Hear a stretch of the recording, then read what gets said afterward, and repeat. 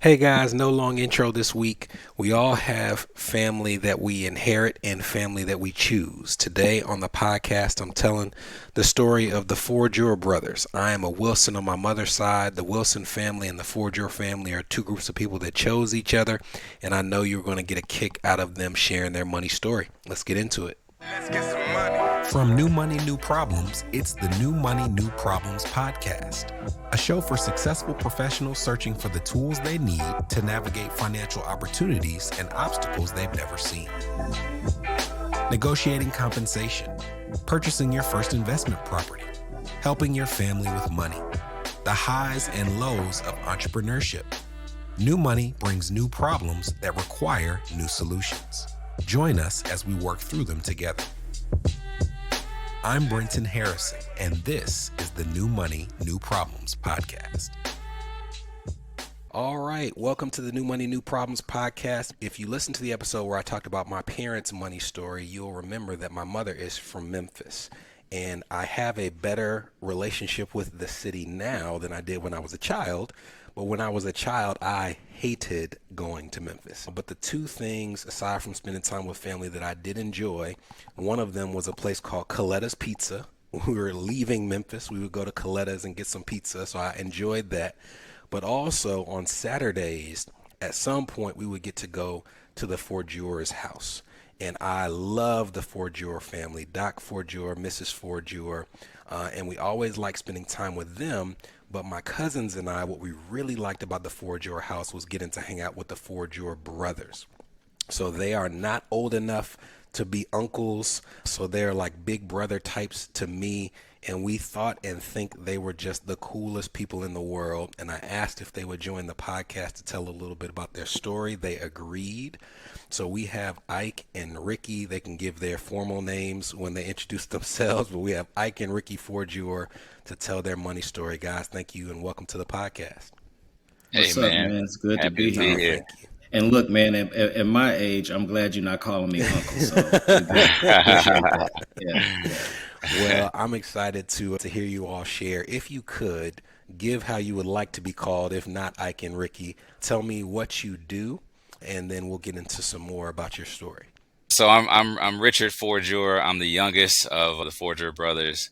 I live in Washington, D.C. I'm married to a beautiful wife, Skylar here. I got two kids and one on the way, actually. So, and I'm a dentist, I should say that. A general dentist working in downtown D.C. That was also a surprise that he dropped to me live on the podcast. So congratulations. It was a surprise to him, too. Man. Yeah. So, people, I know how I'm related to people based on what they call me, right? All my folks from home and people that I know really well all know me as Ike, because that means they probably know my dad too, who's also Isaac. But I can always tell you always know when I'm in my work professional environment when I go by Isaac. So for the case, since this is just us having family talk and no one else is going to see this, we'll just call me Ike. I'm the oldest of the Fordjour brothers. I live right outside of Washington, D.C. I work in the government relations business. That's a euphemism for being a lobbyist. And I've been so for many years since I've been here. Been married, just celebrated 20 years of being married. And I have two beautiful young children, 16-year-old Isaac and 13-year-old Olivia. Beautiful, beautiful. Well, we talked about the fact that you are in Memphis, but you all have a unique story in terms of your parents and how they got to the city. Ike, you're aware that there's a play Ike that's running around Nashville, Isaac Adai, who I actually had on the podcast a few weeks ago, and many people say that you all look alike. I don't think you look alike at all, but you happen to both be Ghanaian. So if you could tell me a little bit about your family's journey to Memphis. Yeah. So first of all, I could die. That's my man. If there's anybody who's going to be rolling around like me, that's who I want to do it. That's a solid brother. My family, my dad first came to this country in the early 60s from Ghana, a town called Hinkro.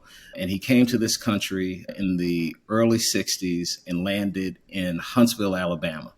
So if you can imagine coming to the States in the early 60s and finding yourself in the middle of all of the unrest that is Huntsville, Alabama, that's where my dad, his experience here in this country began. And from there, he, went to a couple of different places, but finally ended up in Memphis, Tennessee, right shortly after the assassination of Dr. King, where he came to study medicine, oral surgery. He's an oral surgeon, and was actually the first Black person to go through that program at the University of Tennessee. So that's how we ended up there. My dad, came, finished school, and then started a private practice there, and then we all came along. Okay. When I talked to Ike and I about the experience of growing up in the area and era in which you grew up, in the area, because he's from the South as well, he talks about this like duality of cultures. Like school, the culture is like this, and then at home I have a very strong Ghanaian culture, which is different in terms of its customs, its expectations. Is that something you all experienced as well? Oh man, no doubt. Yeah, I often joke and say that the outside of my house was obviously Memphis, but the inside was a village in Ghana, because at any point you can come in smelling some stew cooking, and also hearing my mom go off on us for disobeying. So it was a thing that you did. I mean, a lot like people, we go by African American, right? I always say that we actually do represent the dash, right? We can experience, we've experienced it from both sides.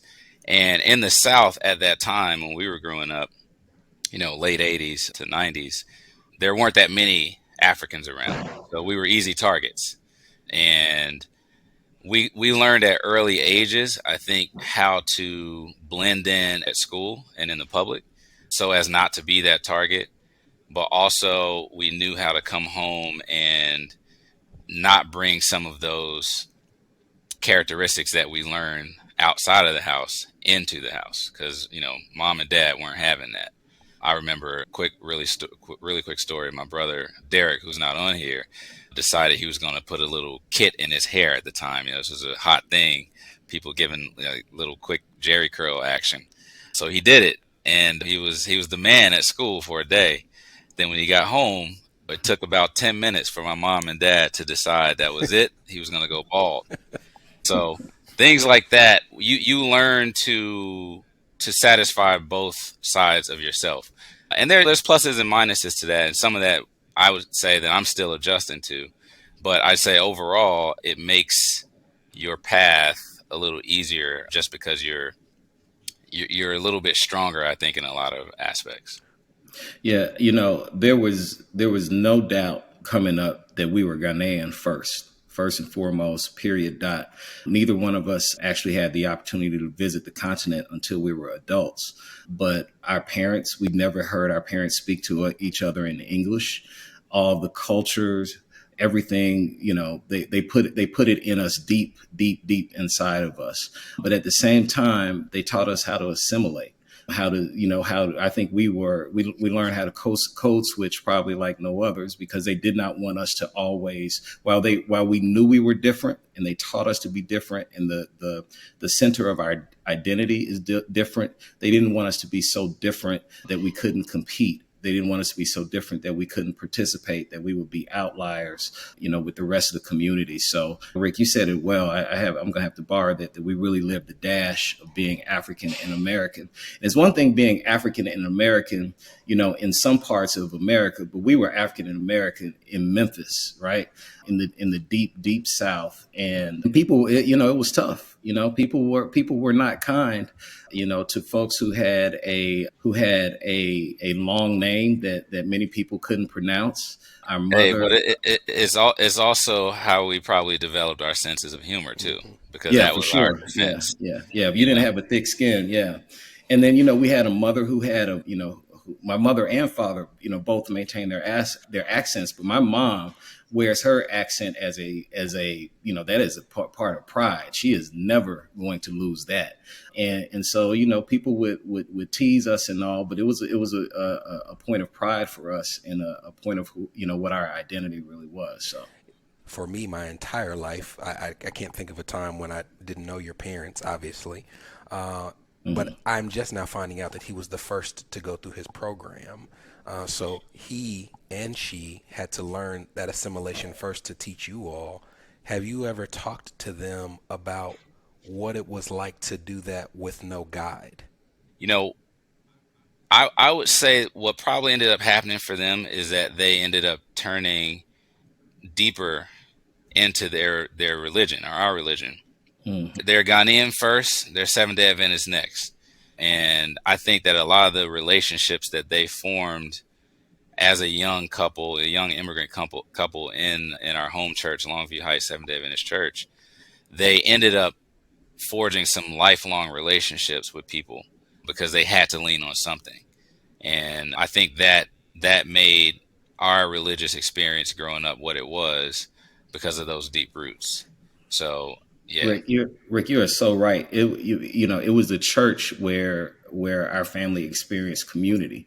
They had been Seventh-day Adventists in Ghana. They had been Seventh-day Adventists, when they came to the States. And when they came to Memphis with all the challenges that they faced, it was the church. It was Longview Heights where they were able to find community. So there were people that we went to church with, Mama Brown, Mama Branch, those folks. And it was Brenton, your family, the Wilson family, who were our babysitters, who you talk about cool. That's where we learned everything that we learned. And so that community that we got from the church is really what anchored them in the Memphis area.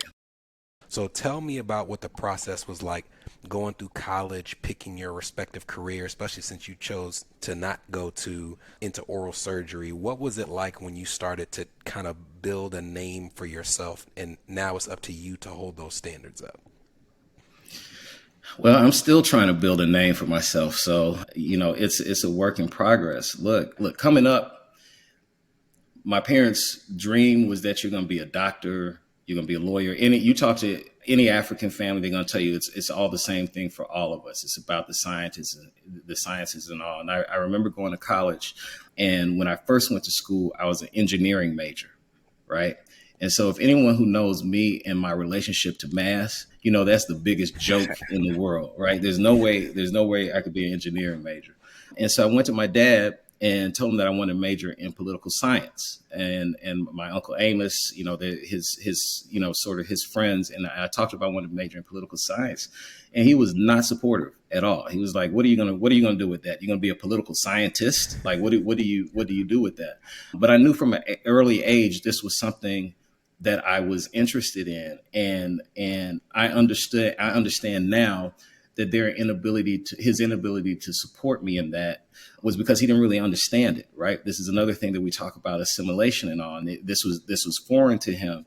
And so I struggled, right? I struggled finding my place in school. I spent more time doing those things that I did understand, doing things in the community, being very social, like you said, building a name for myself with touching on a lot of things that I knew translated outside of the classroom. But I really struggled with that for a long time. It wasn't until I was an adult, really, and moved to Washington, D.C., that I found something that made my degree, my major in political science makes sense. And I think I had to be 30 something, I think, before my dad finally understood, what it was that I do, if he understands now. I don't really know if he understands now. I'll dig into that a little more, Ricky. So you hear Ike say, it was in my 30s when I start to establish myself, see what this, profession has for me.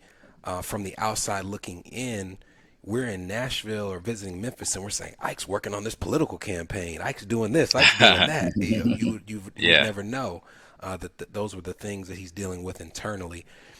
As the baby, maybe you're not feeling that academic pressure from your parents, but around that time, are you starting to look at the talents of your brothers and feeling any pressure in that regard?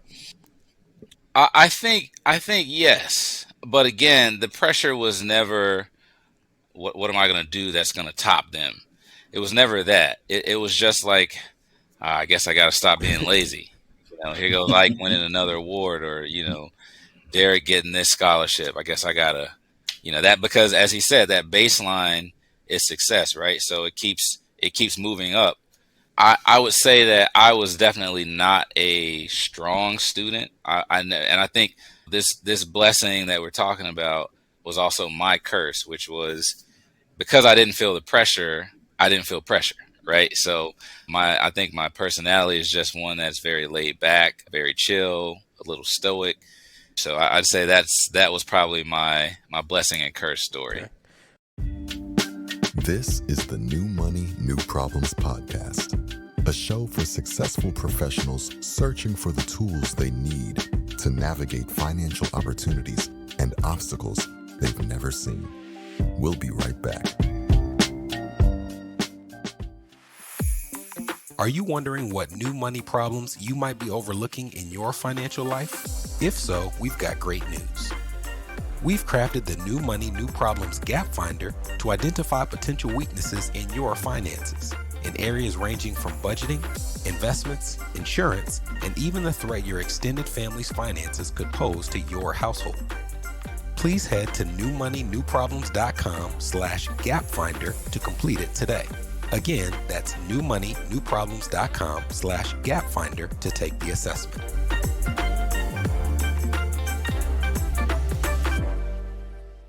You're listening to the New Money, New Problems podcast. Subscribe now at newmoneynewproblems.com.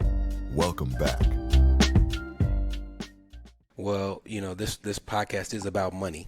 So I want to ask you all, as you are navigating this childhood experience, do you recall the first time that you recognized money?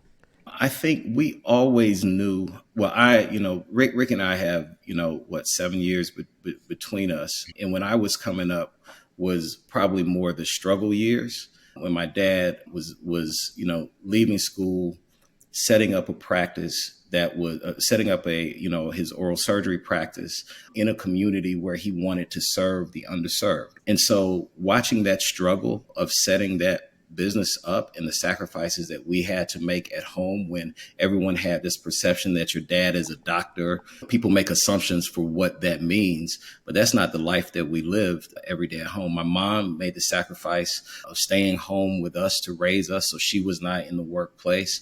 In addition to what my dad was doing to advance his practice, he was also very involved with taking care of folks back home. Right. He came to America, but he had a whole village back home that he was taking care of. My mom had a whole village back home that she was taking care of. There were a lot of expectations on them.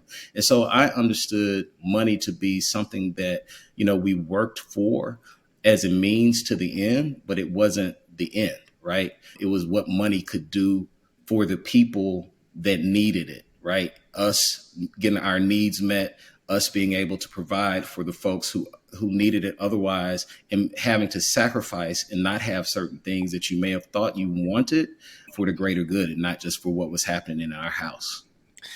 Man, I'm gonna jump right on that because so well said, Ike, because I remember feeling like angry as a child. I would see these big packages or cars being bought or whatever back home in Ghana, and yet I can't go on the school field trip or whatever that I wanted to go to, and I don't want to by any means try to represent ourselves as if we were struggling.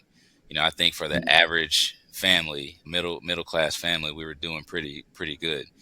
But, still feeling like and remember, our parents are African. So this is not us being spoiled brats wanting to be able to do more. Okay. This is baseline stuff we're talking about. I have to clarify that.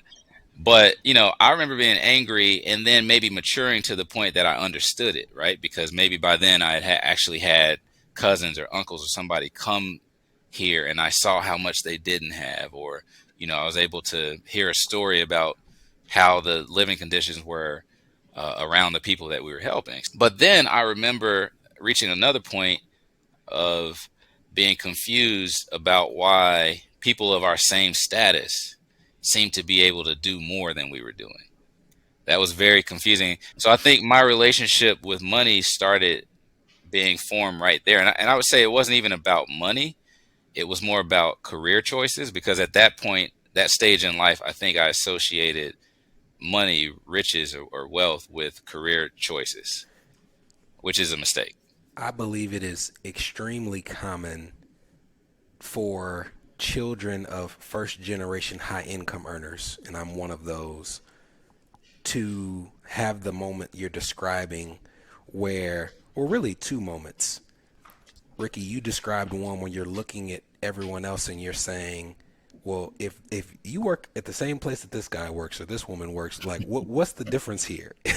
And in our house, Yeah. it wasn't that we didn't have those things, because my dad would still buy those things to my mother's chagrin.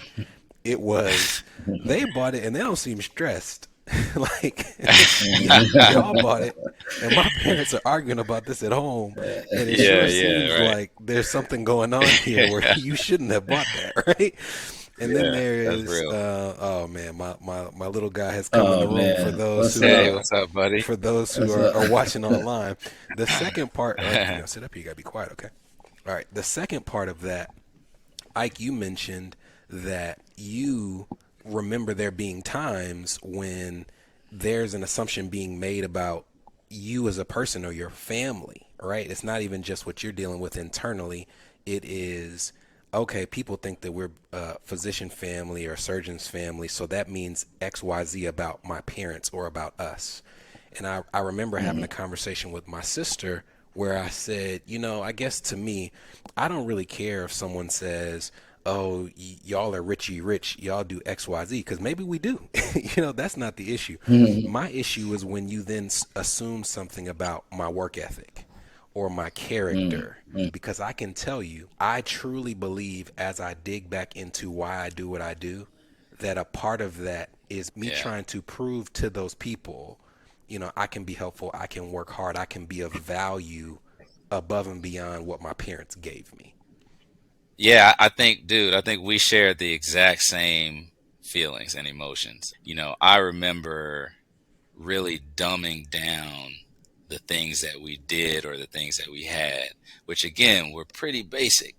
And we were definitely the family that did not see money or didn't value people that way at all. But you would have this tension with this person that you feel a true connection with, but they're having ill feelings towards you just because of the neighborhood you live in. But that was something that I think it made me a little bit more introverted than I probably would have been, because I just didn't want people getting close. I'd hate it when anybody came to my house. I didn't want anybody coming to my house. Yep. At one point, man, my parents, they'll probably kill me if they knew I said this. One point we owned a Jaguar, which at the time was pretty hot. I mean, sexy black Jaguar, right? And a lot of people don't know this, but at the time, my dad had made a decision. We're going to have one car for a little bit, right? We're going to get rid of this other car note. We're going to have one car.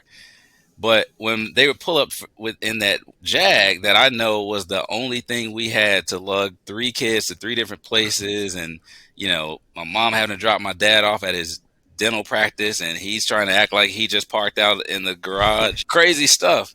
But when they pulled up to pick us up in the Jag, the hate started right away. And I remember always just wanting to be like, nah, y'all don't understand. So I think for me, that started this thing that I still struggle with today, of money being associated with negativity. So I never really wanted to appear like I had anything. I don't think being flashy is in me, but even some of the subtle flash, like I'm always trying to dumb it down, right? And I think it comes from those early childhood experiences. Can you tell me something about your experience with money as a child that you believe you've brought with you into adulthood, in terms of, I see the residue of that now in my adult years? I can see so many similarities. I have a friend who, joke that I just don't seem to be motivated by money. I'm not motivated by money because I believe that if I work hard and I'm chasing my passion and I do what I'm supposed to do and I'm investing back in my community and I'm not holding everything close to myself, I'm going to be all right. My needs are going to be met. If I've got that baseline of my needs met, If I'm giving to others, I'm going to give something back to myself. It may not be a village in Africa that I'm taking care of, but it could be, something that I'm investing in my community back home in Memphis. It could be something that, someone that I'm taking into my home, the same way that I saw my parents bring someone always, living in our home. So I think that's what I really, carry with me today, for good and for bad, right? Sometimes I struggle with what that balance is, right? And prioritizing my own interests. And I don't want to make it like I don't like money, because I love money, because I grew up looking at your dad in his suits, and I like how, I know who I learned that from. And I have the same struggles in my house that he may have had coming up.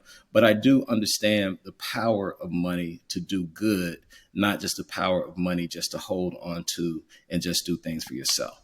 Yeah, I think in a couple ways. One of them I've sort of touched on already, and that is shying away from money opportunities, I should say. And it's funny because as a kid, I remember not wanting to be the privileged kid, or not wanting to be the kid who appeared to have it. So oftentimes now in professional life, or even personal life where there's opportunities, I'm not saying I'm purposely shying away from them, but I realize that I'm not as motivated as I should be for that. I think another one is my parents were very benevolent, as we've mentioned already, not only going back home to Ghana, but in our community. And as short or small of a circle as just within our church. So my mother would give and give and give and give and give. She still does to this day. And I find that I do that a lot. And it's one thing to say, oh, it's cool to be the person who's, picking up the tab here and there. But even in my professional life, I think if there's an opportunity to step up and be generous or something, I'm the first to do it in a lot of ways that don't make financial sense from a business standpoint. Been there as the child and Yeah. now the adult. Yep. I also find it common, just there's so many commonalities in the experiences of any person in our community, but first generation high income earners, second generation high income earners, as we all are. And in spite of a higher income than most, in my household, financial literacy wasn't taught. And it wasn't because my parents didn't want to, it's because they didn't know it to teach. Was it the same in your household? Man, you're gonna get us in all kinds of trouble listening today. But I don't think in the way that we talk about financial literacy, no, it was not. I don't think it was taught in that way. Two things I point out. My dad was a serial entrepreneur. He had his practice, but he had all kinds of businesses on the outside. He had a record label, he had a shoe company, he had a popcorn company, and on and on and on, where he was trying to do something else to supplement, something that was really feeding his passion. And that was one thing that we saw. I'll pick up on that. He also had a travel agency. Yeah. He also had a telecommunications company. You forgot about those, Ike, and I'm sure we're forgetting something else. But yeah, I think definitely there was no financial literacy. And I think, looking back, if I had to, if I could rewrite any part of this story, or even give my parents advice in retrospect, which I would never do, but it would be honest about what you don't know. I think we put so much into our father and mother, respecting, them as the source. And if something seemed okay with them or for them, then it was definitely okay with or for us. But I think looking back, like, it would have been okay to say, man, I messed up. Or, when I shouldn't have opened this business when I did. Look at all, just being a little more transparent, I think would have, I'd like to believe would have helped. I mean, I definitely think that I'm trying to, as parents, we always try to correct what we think was wrong, right? And meanwhile, we're creating, new, if not some of the same mistakes. But I know that for me, I want to be so transparent with my mistakes, with my failures now, just so my kids realize, hey, maybe you don't need to go down this same path I went down. Things like that I think don't require you to be financially literate. It just requires you to be transparent. What are some of the positives in terms of how you deal with money now that came from what you saw from your parents? Man, I think, I could say the exact same things that you just said. We grew up in a household that was based on faith, right? And my parents, we always had faith that what we needed was going to be provided. But faith without works is dead, right? And so I learned that, I've got to work, I've got to put in the work, I've got to show up, and that I can do what I love, right? My father does what he loves. My mother, she does what she loves, which is taking care of people. Today, I'm doing what I love. If you would have shown me this career when I was 8 years old, I'm doing exactly what it was I would have wanted to do.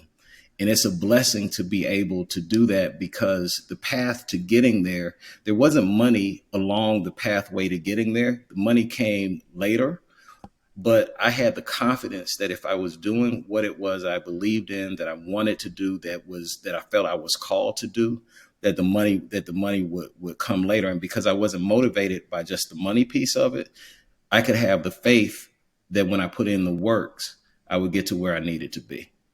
Yeah. I think for me, it would be that my parents, I always saw them, no matter what level of comfort we were living at the time or discomfort we were living at the time, they always took what they had.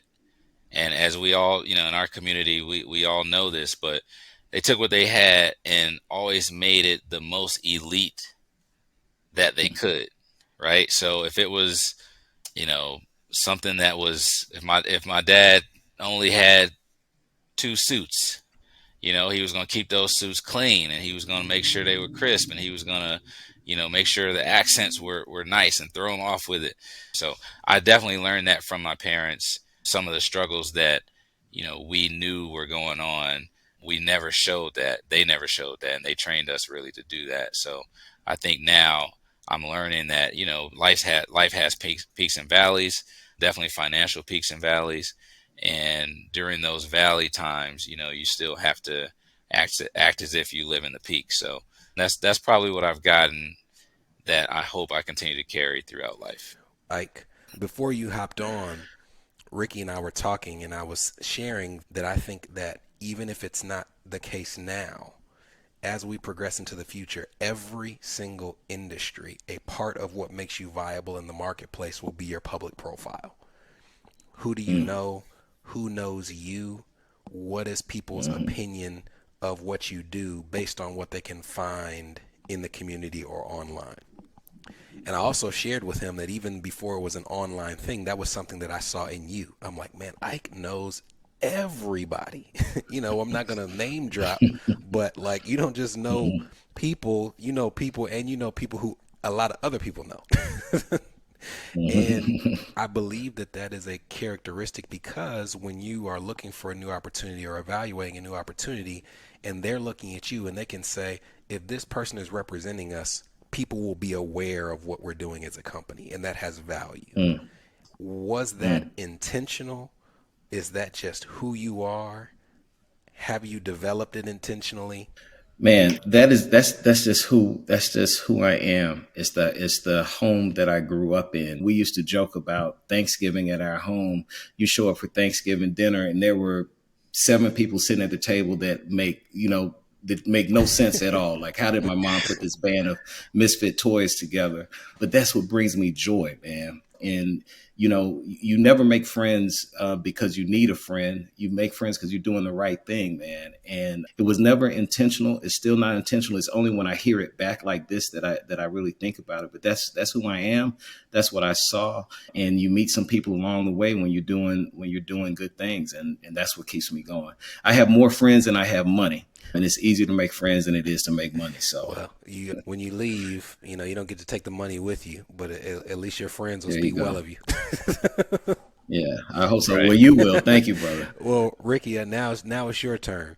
To me, I talked about and Ike, I don't mean to imply in any way that you are not likable, but in terms of just the first thing that comes to mind with you, Ricky, is likability. There are some people where if someone said, I can't stand that guy because they did X, Y, and Z to me, you'd believe it. And then there are other people like you where it's like, I can't stand Ricky. If somebody said that, I'd be like, man, well, what's wrong with you? Because like the thing that you're describing, I just don't see it playing out that way. What is it that allowed you to develop that, and has it served you professionally?